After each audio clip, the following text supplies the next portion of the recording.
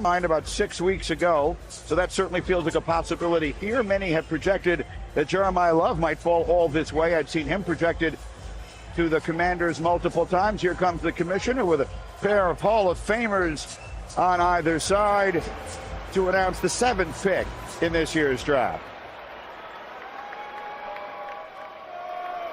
The Walter Payton NFL Man of the Year Award, presented by Nationwide, is awarded to one player each year and celebrates their profound impact on and off the field. I'm joined on stage by former winners Lynn Swann and Jerome Bettis.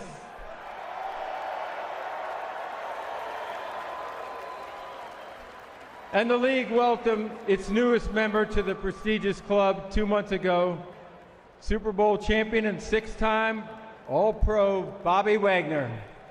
Way to go, Bobby. On behalf of the Payton family and Nationwide, I encourage players drafted this week to make their community and the league a better place. You want to go for it, or you want me? With the 7th pick in the 2026 NFL Draft, the Washington Commanders select Sonny Styles, linebacker, Ohio State. Now, this is the first time that Ohio State has had 3 players selected in the first 7 overall. Sonny Styles, Lewis, you talked about him earlier, played safety his first 2 seasons in Columbus, switched to linebacker, just got better and better at 174 tackles in 2 years, 7 sacks, and an interception. First team All-American last season. He's another guy whose career is just on a rocket ride right now, Greeny, as far as his development. Very similar to Arvell Reese, and you're going to see it here, the things that he can do. His football instinct and his football IQ when it comes to playing linebacker, having been a former safety, are just continuing to improve. Getting crease knots held so that he can play downhill, key and diagnose, make TFLs like that. That's exactly what you want. A guy who's a former safety, how is he going to be able to play at the line of scrimmage as far as setting blocks and still being able to be productive at the point of attack? You see it there. He's getting better at that. His lateral agility, when you have a guy who's this big and covers this much ground, that's going to be no problem for him. He's going to chase ball carriers down all over the field. And then his recognition and his reaction, his ability to transition in man or zone coverage. Again, the safety background comes into play. That's something he's going to excel at on third down once he gets to the league. Who's another guy who made this transition?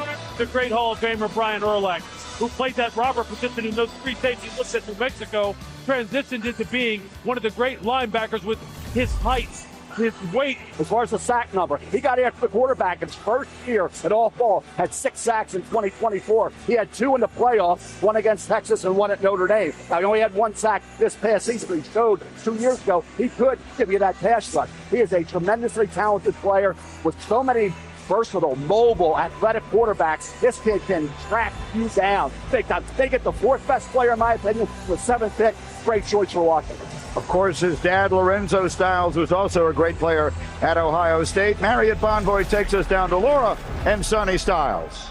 Sonny, we saw your smile when you looked at that Commanders jersey and you put on the hat. What should Commanders fans know about what they're getting in you? Oh, man, I love the game. I love the guys. I love the brotherhood. I'm excited to be part of the organization. Coach Quinn, Mr. Peters, the whole staff. I love everyone there. I remember I was there a few weeks ago. I told Coach Quinn, I was like, hopefully I'll be back soon. He said, we'll see. So I'm super happy. You have now been drafted. Your brother Lorenzo Jr. will be drafted this weekend. What do you remember about being little boys and imagining this night? Man, he's my best friend, my inspiration. Just chasing him around. We dreamed about this since we were 5 years old. So to see it all happen, we're living out the dream. But it's just the beginning, Enjoy this. Yes, ma'am. Thank you. All right, Laura, thank you. This draft is being held in Pittsburgh. You might just as well have moved it down the road to Columbus. We've had 3 Buckeyes in these first 7 picks. Carnell Tate is a Tennessee Titan. Arvell Reese is a New York Giant. Sonny Styles is a Washington Commander. The Saints, and then the Browns, and then the Giants again will select next. You're watching the 91st NFL Draft from Pittsburgh on ESPN.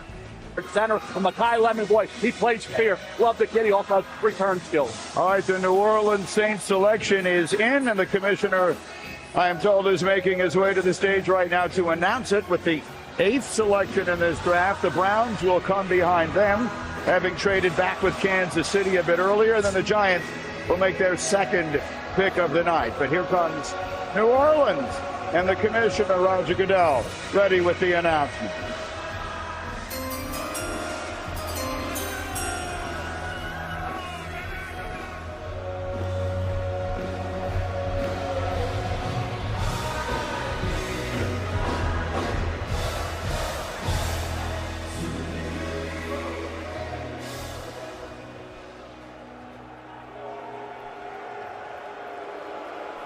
With the 8th pick in the 2026 NFL Draft, the New Orleans Saints select Jordan Tyson, wide receiver, Arizona State.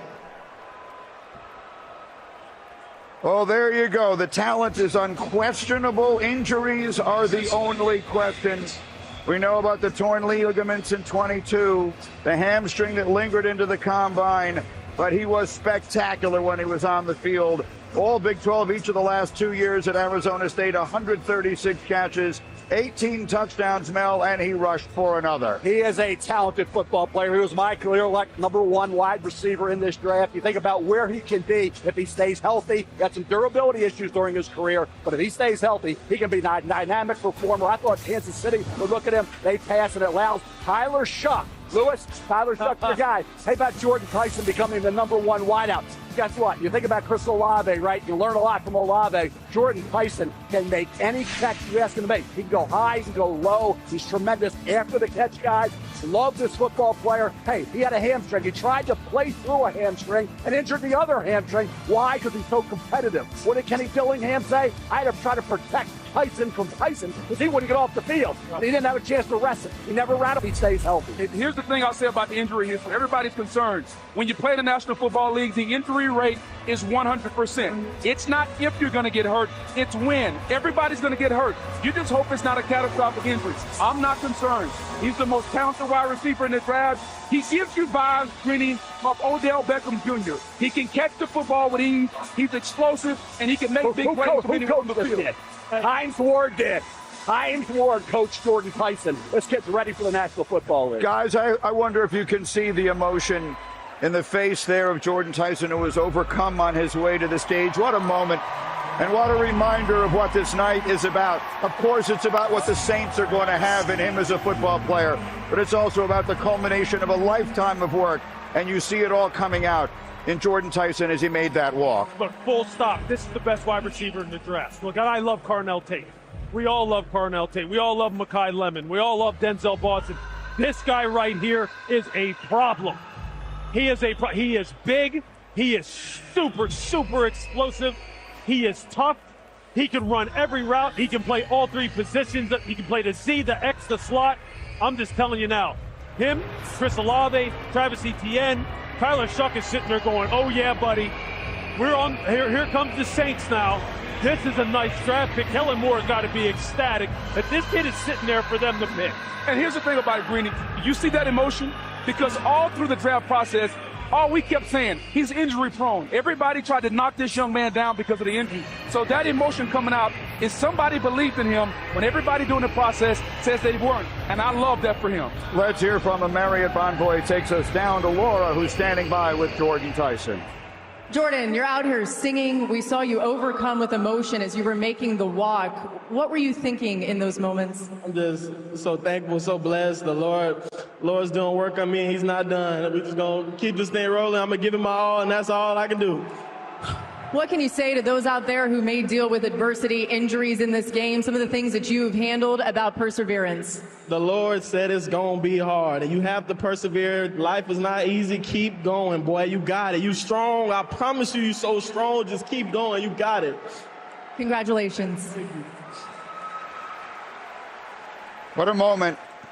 Booger, as you were pointing out, the number of times over the last year or so he must have wondered if this moment would ever come. Well, no doubt, Greeny, and everyone throughout the process, we knew about the talent, but we just kept talking about the negativity, the injuries. Is he going to be healthy? He missed 1 out of every 3 games. That young man heard that, and now the emotion you see coming out is well-deserved by him. So the booing that you hear behind us is because the Cleveland Browns pick is in, and that, of course, is the arch rival of the Pittsburgh Steelers. Miller, we have 30 seconds. What are we looking at? We had the left tackle sitting there for the Cleveland Browns. They trade now. You got Caden Proctor, Alabama. You got Monroe Freeling, Georgia. You got the right tackle, C.C. Malinois, right tackle guard, Miami. But the left tackle spot, so critical. Always heard about Cleveland is Caden Proctor and Monroe Freeling. Now they got a shot to make the pick. Take one of those 2 guys, and you trade down, get 2 extra picks by doing it. Great move by the Cleveland Browns to GM Andrew Berry. Cleveland maneuvering their way back in the draft, and they have not seen any offensive linemen go off the board to this point. So if that is the direction they go, they will have their choice of whomever it is they want. We will find it out right now. And a pick that they got by trading back with Kansas City. The Browns are here at 9, and the commissioner will make the announcement. With the 9th pick in the 2026 NFL Draft, the Cleveland Browns select Spencer Fano, tackle, Utah.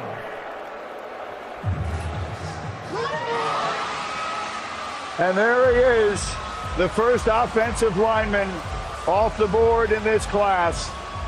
And look at the celebration at home in Utah. Highly decorated during his outstanding college career. A unanimous All-American last year. The Big 12 Offensive Lineman of the Year. And Melly won